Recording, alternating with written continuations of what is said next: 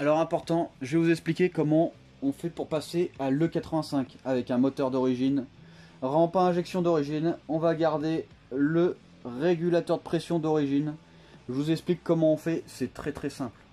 Donc l'éthanol, pour que ça fonctionne parfaitement, il faut rajouter 33% d'injection en plus, entre 33% et 40%. Donc on va augmenter notre pression de 33% à 40%. Alors comment on va faire ça?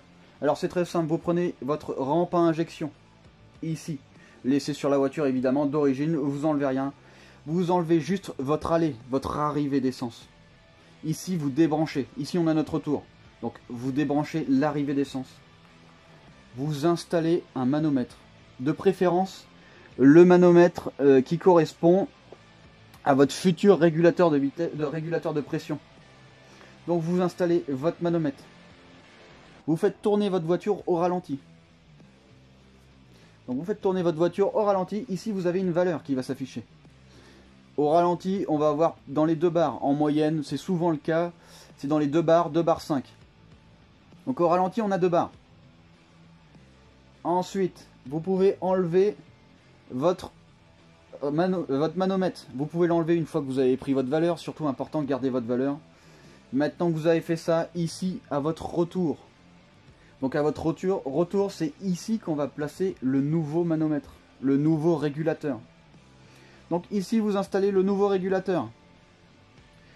Alors, vous faites tourner votre moteur comme quand vous avez pris votre première mesure et vous augmentez de 33% la pression que vous avez trouvée. Admettons ici, on avait trouvé 2 bars. Ici, il va falloir mettre 2 bars 8. Donc c'est très simple. Vu qu'ici, on va avoir 2 bars, il va laisser passer jusqu'à 2 bars. Le nôtre à 2 bars 8. Du coup, tout le système, il sera à 2 bars 8. C'est pour ça que le régulateur, il faut le placer après. Donc voilà.